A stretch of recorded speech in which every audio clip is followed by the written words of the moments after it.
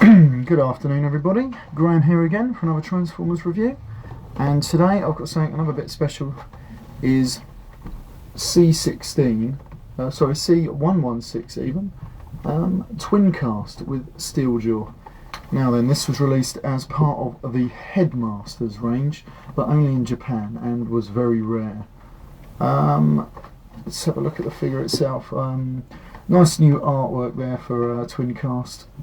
And to be honest, I quite like him in the blue colour.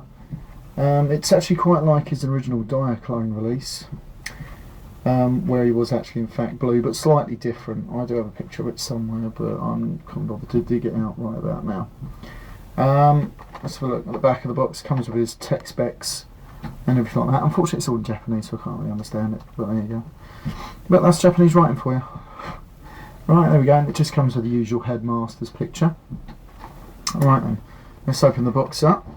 I bought this on eBay a few years ago, about 6 months before, about 6 months or a year just before they announced it was going to reissue it as part of the E-Hobby range, which was a bit annoying, I can tell you, because it cost me like £200.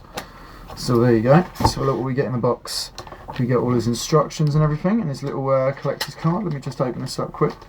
This is what I like about the Japanese releases, because they come with all the collector's cards, and we have try and zoom in on that. Try and get it so the light's not on it. There we go. So it comes with his collectors and his little bio readout on the back there. I wish some company would actually just reproduce all these, so you could put them in like, you know, little trading card thing, which would be really good. I think some places may do it, but I've not actually seen them. Still be nice though. One of those things you can wish for. Right, let's just have a look at Steeljaw. Now this is a different version of Steeljaw than is mainly seen, because one, he comes with stickers, which isn't very common at all, and I don't know if we're going to be able to see this on this little camera, but there's a sticker just there, and when you put it into Twincast, the red plastic decodes it, and it's like got all the weaknesses for Scorponok, which is pretty smart. Like I say, other than that, Steeljaw's just Steeljaw. I think I preferred him without the stickers, to be honest, because as usual the stickers can rub and peel off at the edges like this one he's actually doing, and he's got such a little tiny sticker on his foot. You're not going to be able to see that. Right on his foot, it's like a really little wispy one, and I'm surprised that's even still there, probably because this is like mint in the box, but if it was played with, you've got no chance of that staying there. Now, I'm just going to put it back in the box for now. It also comes with his little cassette case, which you can put him in, handy, and unfortunately it comes with silver weapons, but there we go.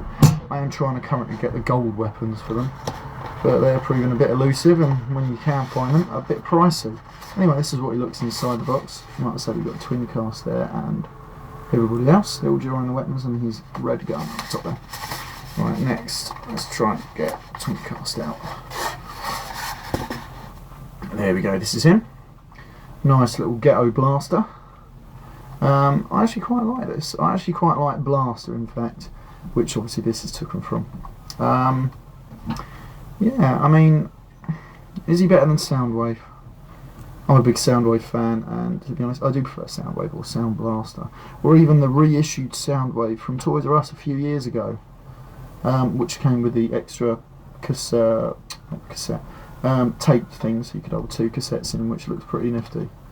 But this is him. This is the back of him. Comes with a big Autobot sign there, because he doesn't have a rub sign on this one. Oh, yes, he does have the rub sign there. How comes Blaster doesn't come with that then? Don't know. Who knows? Anyway, this is him. Like I say, we've got the thing there, and some of the buttons do work, I believe. The eject button works, so I can push that. And no, it doesn't work. No, that's why it's play. Huh. Still that one. I'm going to try the eject button this time. There we go. See, look at that. Right, there we go. And he does fit 2 cassettes in him. I've only got the one just here at the moment. I do have another cassette over there. Let me try and find it, but unfortunately it is a Decepticon and it is thingy bob. Laserbeak. Let me just transform him so I can put 2 cassettes in it, and we'll see what's going on there. Why can't I transform him? Probably because I haven't done it for a very long time. Right, what's going on? There we go. Right, there we go. Steeljaw transformed, everybody. Well, he looks like. Let me just grab this quick.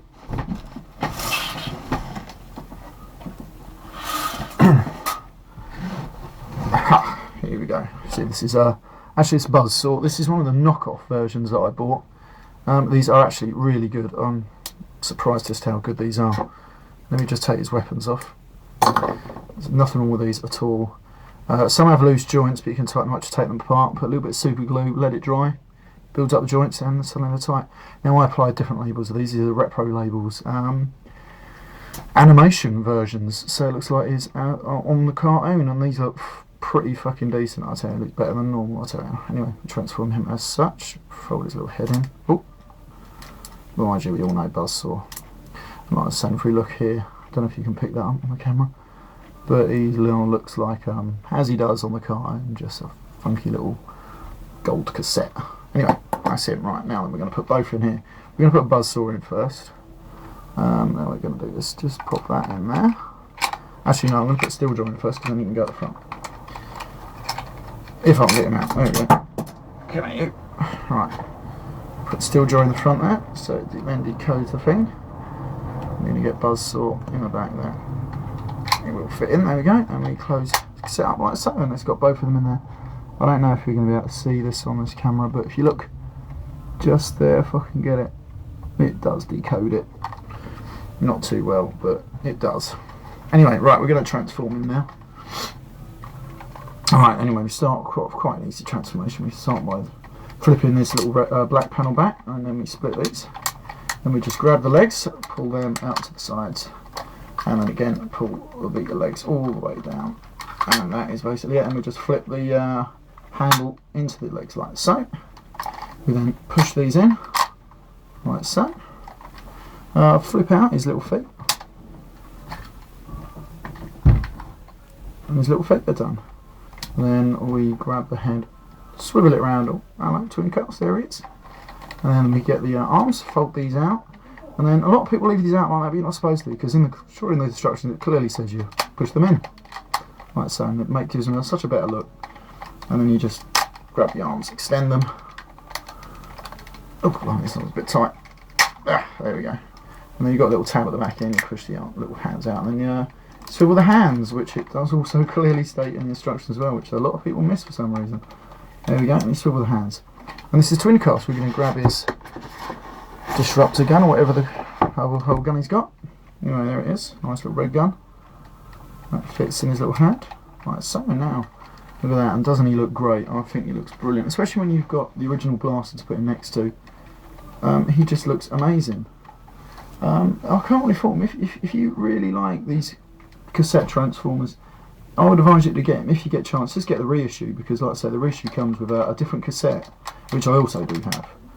But I wanted to review this one because, well, this is my original and it was opened. But it comes with everything, and I prefer the box as well. Well, his head was a little bit loose and it keeps falling backwards for some reason. But this is him. Like I say, get him if you really like Japanese transformers, especially rare ones, because he is an iconic figure. And what else can you say about him, really? But he is brilliant. I mean, like I say, posability, well, his arms move up and down, don't they? His head swivels around. His legs ain't going nowhere, so if he wanted to run off, he's pretty stuck, unfortunately. He's just going to have to stand there and, well, just about to stand there, really. Anyway, that's it for this review. Like I say, all the buttons work in this one. Where's the eject? Get the right button this time. And here we go. Ta-da! And I can get it outside. And then here he comes. Here's Steeljaw. I won't transform Steeljaw because you all know Steeljaw. Anyway, that's him. I'm going to put him back in there because I like it when you put two cassettes in him. Anyway, that's it for this review, and I'll see you next time, everybody.